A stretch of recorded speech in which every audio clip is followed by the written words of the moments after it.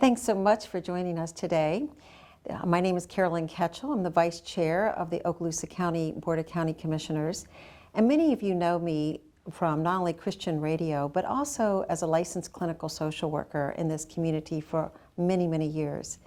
And as a result of that, each of us bring different skill sets. Captain Wines, for instance, was a fishing boat charter captain. Graham Fountain, fabulous background in law enforcement. And so each of us bring the skill set that we have to the dais. So when I came here, one of the first things I really saw was that we had a large jail population.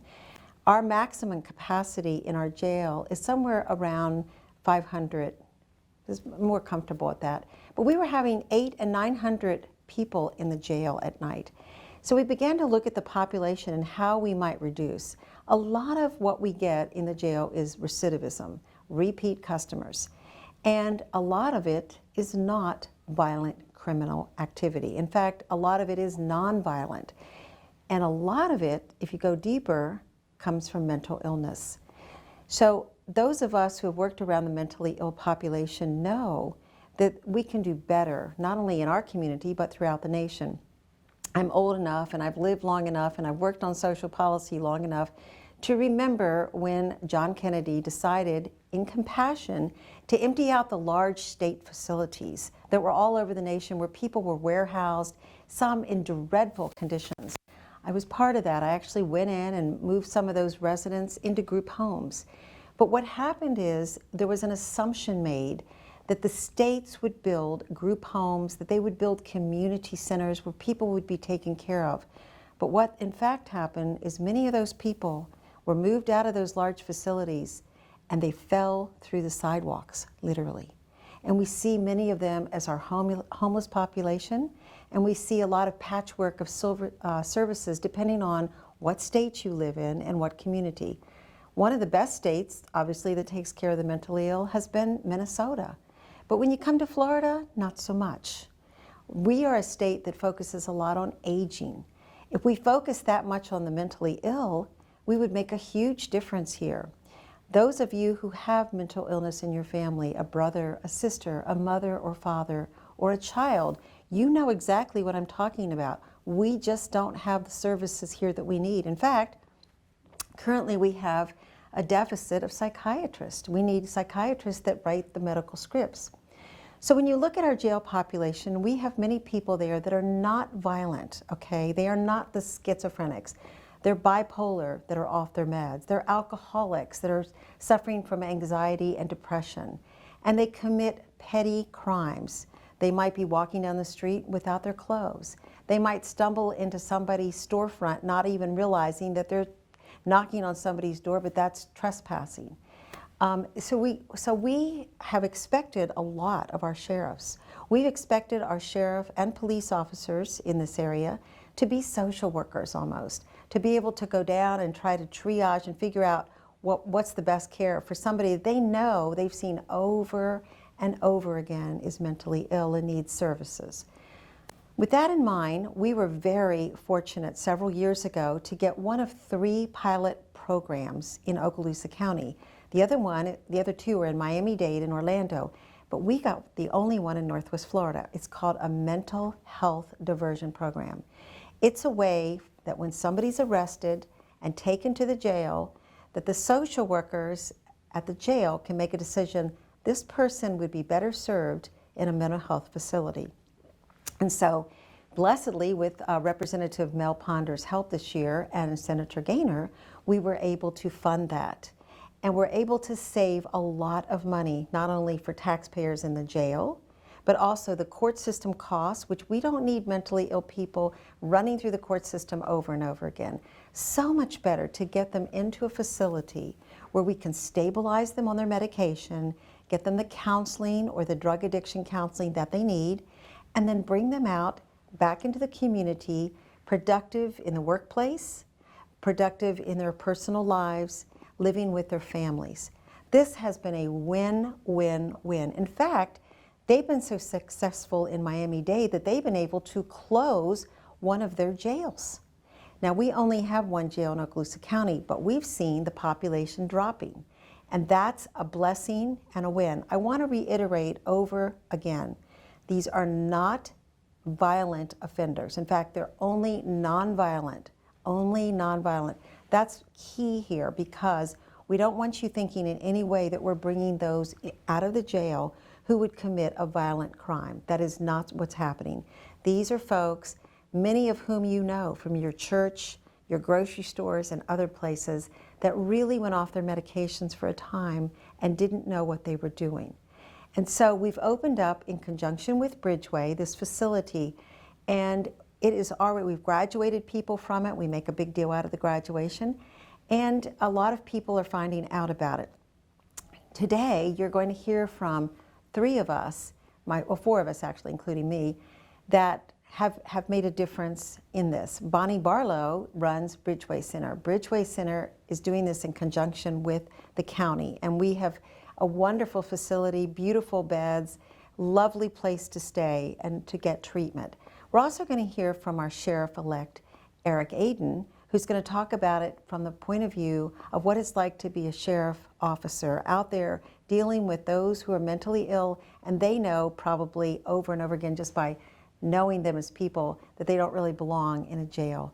And we're going to hear from our chief, our director of jail, Eric Esmond, who is fabulous. We are so happy to have him running our county jail. So first, we're going to take a few minutes. I'm going to go to Sheriff-elect Eric Aden and ask him the difference, what you've seen. Tell us a little bit in your own words, Sheriff Aden, because you've done this for a long time, what you see in terms of the population.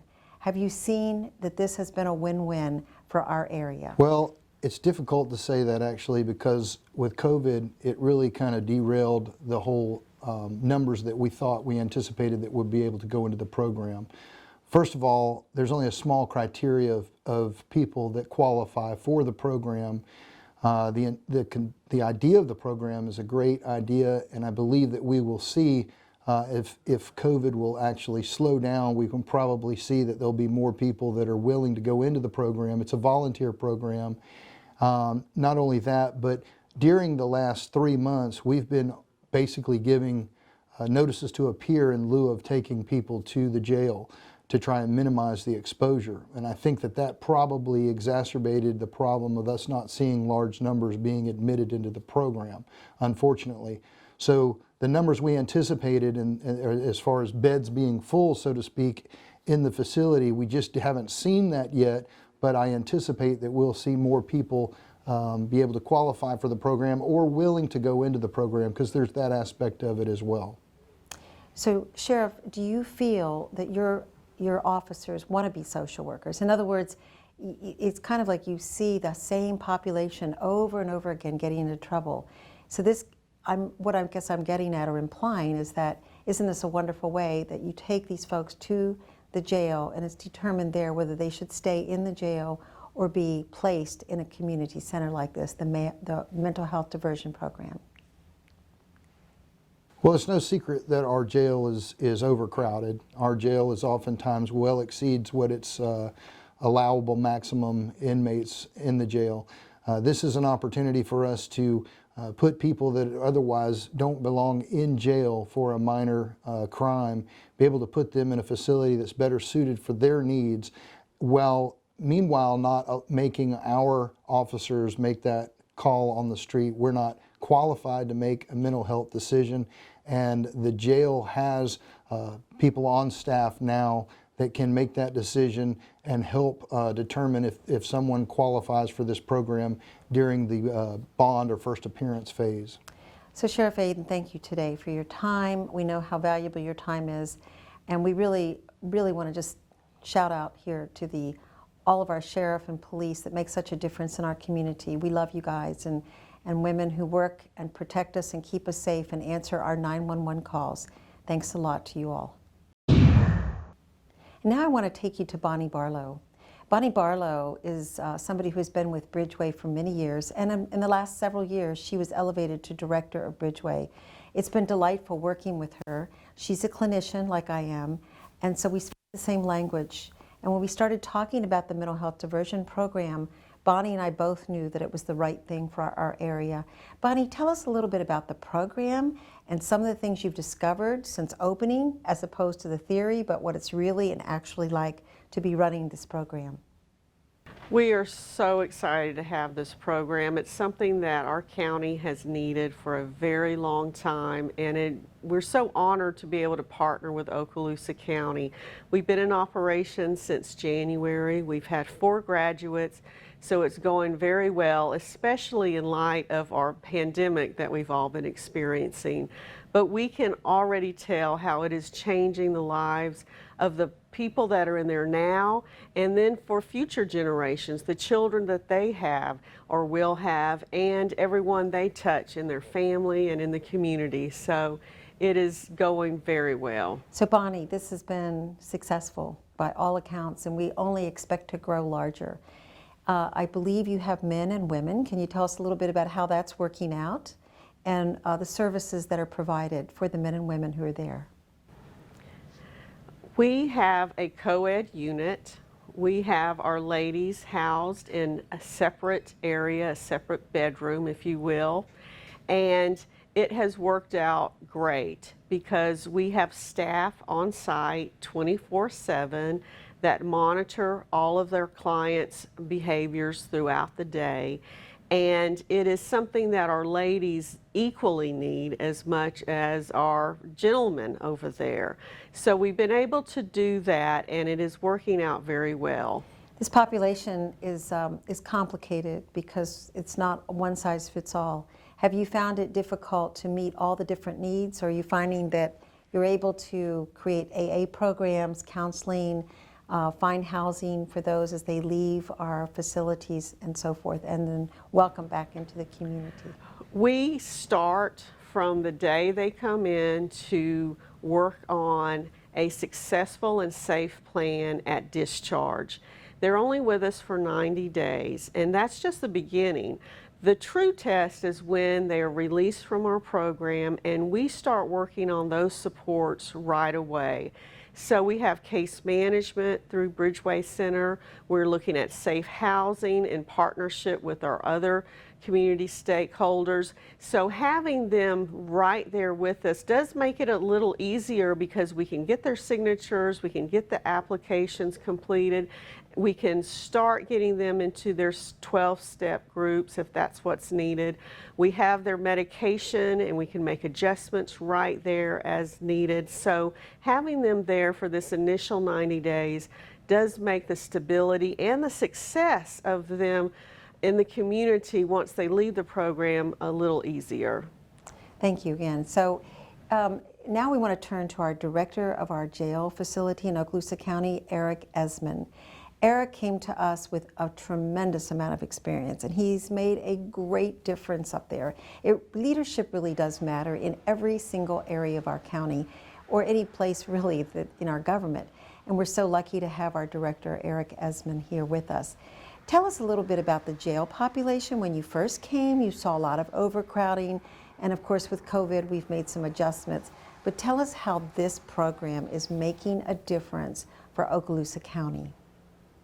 So I do think that the mentally ill are seeing a difference, and one of the things that I think that they see is an input and an investment from the county, from different layers of the county, which means that we're putting our money where our mouth is. We aren't talking about mental health and how important it is to corral it, to deal with it at its root cause. We are actually implementing programs like this pretrial mental health program to deal with those individuals and allow for them to have a stronger quality of life through effective treatment and through different layers of effective treatment. You know, many people might find it surprising that we have a mental health unit and a medical unit inside a jail. Tell us a little bit about that. We contract for those services, but we have licensed clinical social workers available there, which is very important because of the population and the family members we serve. Tell us a little bit about that, Director Esmond. So we have a medical housing unit, and primarily what we use that for are individuals who have a bit more high-risk behaviors that need greater attention throughout the course of a day. And so what our mental health team does is throughout the day they perform assessments, not just on those individuals, but for instance, when we have new intakes or individuals who are new to the jail, and they then use those opportunities to hone in on whatever those deficiencies have caused them in the way of problems, try to get them in a position where they can properly medicate them through psychotropic medications, and then give them an opportunity to move toward a more efficient quality of life.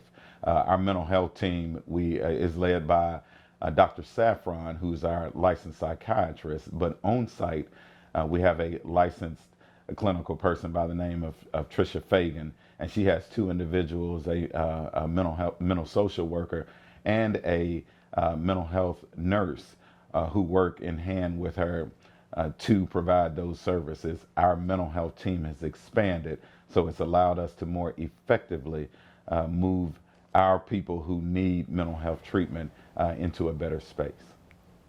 Have you noticed that this population, the mentally ill, that this program is making a difference? And do you expect to see future gains from this? It certainly is a win for the jail system, which has been overcrowded. It's certainly a win for the court system, and it's certainly a win for the taxpayers, especially because these are non-violent criminals that are receiving the mental health care that they need. So traditionally, we've been overcrowded, and when you have a program that can address a particular need, and not just address it, but address it to the extent that you are now adversely or positively affecting recidivism. In other words, you're allowing for individuals to get the necessary treatment such that they then are able to move away from substance abuse and any other things, negative things associated with their mental health treatment. Then it will allow for them to not be regular, reoccurring people within our program. And so the mental health program itself allows for that to happen, even when you see individuals who have been to the jail a repeated amount of times. When they have access to a program of this nature, it will allow for them to again develop a quality of life and a consistent program that they can self-monitor and move them toward a place that they again are more effective and viable in the community. In terms of our social workers, again, they have done a fantastic job in making sure that they get their hands wrapped around this program within the jail so that they can link up and connect better with those programs that are also seeking to do those same things outside of the jail.